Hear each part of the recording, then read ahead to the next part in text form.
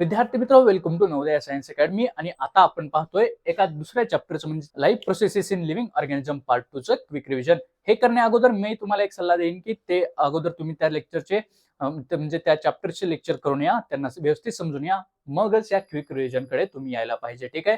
पहिला आहे म्हणजे आता एक नेसेसरी प्रोसेस आपण लिव्हिंग ऑर्गॅनिझम मधली इथं डिस्क्राईब करण्याचं काम केलं. ती प्रोसेस कोणती? रिप्रोडक्शन. रिप्रोडक्शनचे दोन टाईप, एक असेक्शुअल, दुसरं सेक्शुअल. असेक्शुअल मध्ये परत त्याचे सब दोन टाईप कोणकोणत्या? एक युनिसेल्युलर ऑर्गॅनिझम मधलं असेक्शुअल रिप्रोडक्शन, एक मल्टीसेल्युलर ऑर्गॅनिझम मधलं असेक्शुअल रिप्रोडक्शन. ठीक आहे. मग युनिसेल्युलर ऑर्गॅनिझम मध्ये असलेले असेक्शुअल रिप्रोडक्शनचे परत तीन प्रकार, एक बायनरी फिजन, दुसरं मल्टिपल फिजन, तिसरं बडिंग. बायनरी फिजन मध्ये परत त्याचे सब टाईप चार कोणकोणते? एक सिंपल बायनरी फिजन, दुसरं ट्रान्सव्हर्स बायनरी फिजन, तिसरं लॉन्जिट्युडिनल बायनरी फिजन, चौथं ऑब्लिक बायनरी फिजन. आता मल्टीसेल्युलर असेक्शुअल रिप्रोडक्शन कसं होतं? एक फ्रॅगमेंटेशन, दुसरं रिजनरेशन, तिसरं बडिंग आणि चौथं व्हेजिटेटिव्ह प्रोपॅगेशन. आणि आता लिव्हिंग ऑर्गॅनिझम मध्ये असलेलं सेक्शुअल रिप्रोडक्शन कोणाकोणामध्ये पाहायचं आपल्याला? एक प्लांट्स मध्ये आणि दुसरं ह्युमन्स मध्ये. मग बघा, सेक्शुअल रिप्रोडक्शन मध्ये काय होतं? पहिलं होतं गॅमेट फॉर्मेशन, दुसरं होतं फर्टिलायझेशन. गॅमेट फॉर्म झाले की त्याचं होतं फर्टिलायझेशन, फर्टिलायझेशन झालं की त्याचं होतं झायगोट फॉर्म, झायगोट एकदा फॉर्म झाला की त्याचं रूपांतर होतं एम्ब्रिओ मध्ये, आणि तो एम्ब्रिओ जाऊन कुठे बसतो? युटरस मध्ये. इम्प्लांटेशन होतं आणि तिथं तो काय होतो? वाढतो, ग्रो होतो आणि त्याच्यापासून एक न्यू इंडिव्हिज्युअल आपल्याला पाहायला मिळतो. हा झाला सेक्शुअल रिप्रोडक्शनचा फ्लो. मग आपण पाहूयात आता सेक्शुअल रिप्रोडक्शन इन प्लांट्स. आणि plants structural unit of sexual reproduction कोण आहे? फ्लावर. म्हणून आपण फ्लावर पाहणार आहोत. ठीक आहे. फ्लावरचे पार्ट बघा, कोणता? पहिला कॅलेक्स, दुसरा करोला, तिसरा एंड्रोशियम, चौथा गायनोशियम. कॅलेक्सच्या मेंबर्सला आपण सेपल्स म्हणतो, जे की ग्रीन कलरचे असतात बघा फुलाच्या खालती.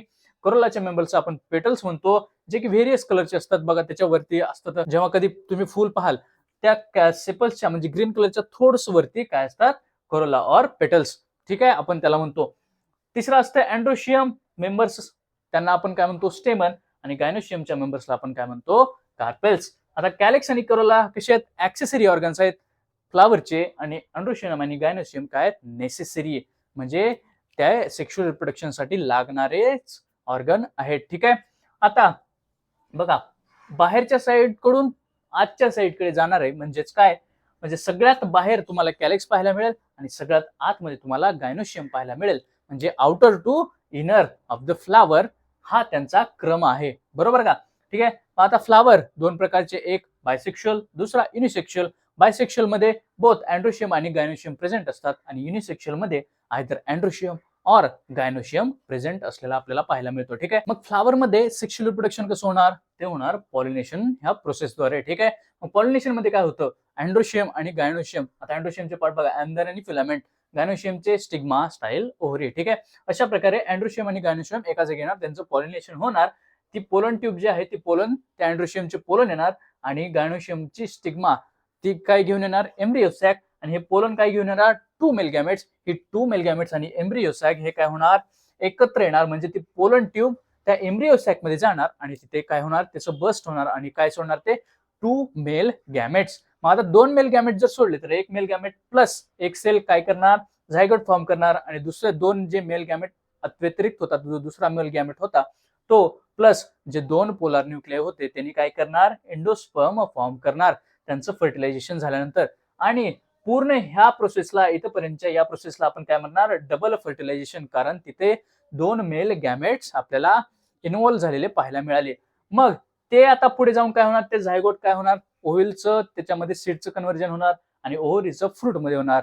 परत आपल्याला भेटला एक एंडोस्पर्म अल्सो. मग आता ओव्हिल करून सीड येणार कुठं? सॉइल मध्ये, आणि तो एंडोस्पर्म काय करणार? फूड रिझर्वचं काम.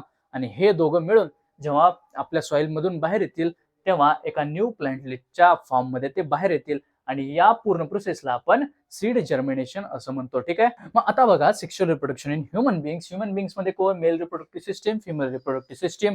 त्यामध्ये पहिलं male reproductive system. Male reproductive सिस्टीमचे पार्ट्स कोणते? Testis, ducts, glands.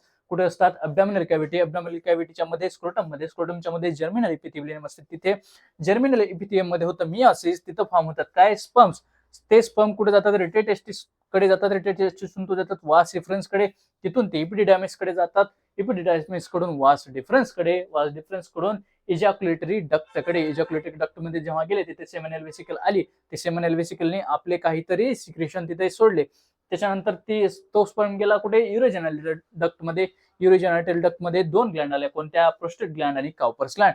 त्यांनी त्यांचे सिक्रेशन सोडले आणि स्पर्म काय झाला, आता हा मॅच्युअर झाला. आलो इथपर्यंत, ठीक आहे. मग दुसरी सिस्टीम होती female reproductive system. Female reproductive system मध्ये same abdominal cavity. Abdominal cavity मध्ये तो कोण कोण इन्क्लूड करतो, pair of ovaries, pair of oviducts, pair of bulbourethral glands, single uterus आणि सिंगल वजायना. अशा प्रकारे हे त्याचे पार्ट्स झाले.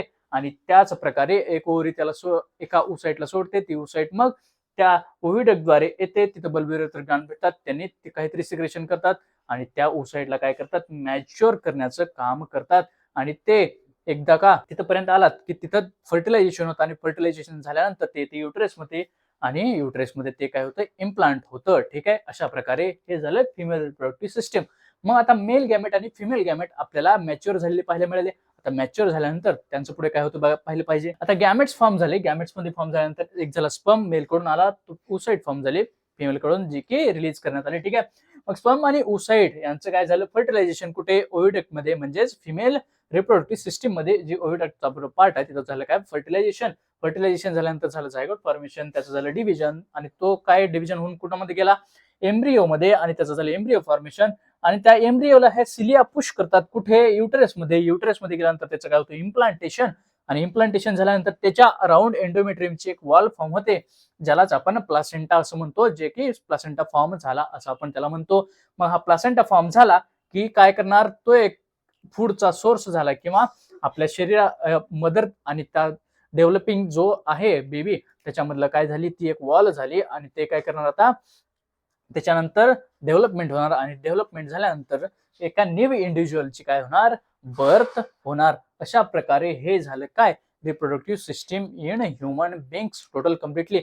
आता मग आपल्याला पाहायचं दुसरं काय होतं, मेन्स्ट्रुअल सायकल. आपण पाहिलं, ते मेन्स्ट्रुअल सायकल पाहिल्यानंतर आपल्याला माहित झालं की काय, त्याच्यामध्ये हार्मोन्स असतात जे की त्या प्रोसेसला कंट्रोल करतात. ते कोणते हार्मोन्स, ते आहेत 4 हार्मोन्स. एक एफएसएच म्हणजेच फॉलिकल स्टिम्युलेटिंग हार्मोन, दुसरा आहे एलएच म्हणजे ल्युटिलायझिंग हार्मोन, तिसरा आहे इस्ट्रोजन, चौथा आहे प्रोजेस्टेरॉन, ठीक आहे. मग पुढे काय झालं, फॉलिकल डेव्हलपिंग अंडर एफएसएच म्हणजे फॉलिकल स्टिम्युलेटिंग हार्मोनच्या अंडर तो काय होतो, डेव्हलप होतो. आणि काय करतो, फॉलिकल डेव्हलप होतात, आणि डेव्हलप झाल्यानंतर त्याचं होते एलएच सर्ज, आणि एलएच सर्ज झाल्यानंतर फॉलिकल हा बस्ट होतो.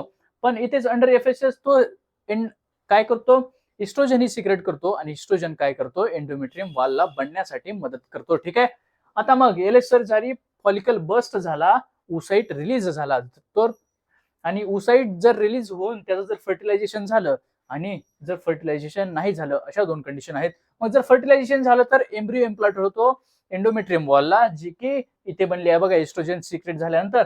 आणि एम्ब्रिओ मध्ये तो काय होणार, इम्प्लांटेड होणार, आणि त्याचं काय होणार, मेन्स्ट्रुअल सायकल स्टॉप होणार, आणि टिल पाल्च्युरेशन हे मेन्स्ट्रुअल सायकल बंद असणार आपल्याला पाहायला मिळतं. जर फर्टिलायझेशन नाही झालं तर काय होणार, त्याचं कन्व्हर्जन होणार ओसाइटचं कॉर्पस लुटियम मध्ये, त्याचं कन्व्हर्जन होणार कॉर्पस अल्बिकन मध्ये. आणि काय होणार, इस्ट्रोजन आणि प्रोजेस्टेरॉन हे सिक्रेट होणं बंद होणार, आणि ते बंद झाल्यानंतर एंडोमेट्रियम टिश्यू आणि ओहम जे आहे ते डिस्कार्डेड होतं कुठून, वजायना थ्रू द मेन्सेस, म्हणजे थोडंसं ब्लड बाहेर पडतं असं आपण त्याला म्हणतो, ठीक आहे. जर हा बस्ट फॉलिकल झालेला तो रिमेन फॉलिकलच राहिला, तर त्याचं काय होतं पुढे, कॉर्पस लुटियम, आणि तो काय सिक्रेट करतो, प्रोजेस्टेरॉन. आणि हा प्रोजेस्टेरॉन काय करतो, इम्प्लांटेशन ऑफ एम्ब्रिओसाठी मदत करतो, किंवा फर्टिलायझेशन झाल्यानंतर, ठीक आहे. अशा प्रकारे हे होतं पूर्ण मेन्स्ट्रुअल सायकल. चॅप्टरचा शेवटचा पॉईंट होता रिप्रोडक्शन इन मॉडर्न टेक्नॉलॉजी. आता हे रिप्रोडक्शन इन मॉडर्न टेक्नॉलॉजी आपल्या पाहिल्या 3 ऍडव्हान्स टेक्निक्स कोणते, एक अवयव इन विट्रो फर्टिलायझेशन, दुसरी सरोगेसी, आणि तिसरा स्पर्म बँक और semen bank like a blood bank, ठीक आहे. आणि त्यामध्ये एक छोटासा पॉईंट चालता कोणता, ट्विन्स म्हणजे सिमिलर दिसणारे प्राणी असं म्हणू शकतो. मग त्या होतं मोनोझायगोटिक ट्विन्स, आणि दुसरं होतं डायझायगोटिक ट्विन्स. आपण यामध्ये एक सायमेस प्रॉब्लेम देखील पाहिला होता, ठीक आहे. म्हणजे त्या ट्विन्स मध्ये जे बॉडी पार्ट्स आहेत ते एकमेकाला चिटकलेले असतात काही प्रमाणात किंवा काही केसेसमध्ये, ठीक आहे. अशा प्रकारे हा होता quick revision of life processes in living organism part 2, ठीक आहे. अशा प्रकारे आपलं हे पूर्ण आता चॅप्टर संपलाय, त्याची सांगता झाली असं म्हणायला काही हरकत नाही, ठीक आहे. हे सगळं करत असताना अभ्यास करत राहा, हे माइंड मॅप्स लिहून घ्या, त्यांना याद करा, आठवण करा, हसत खेळत राहा, आणि अभ्यास करत राहा.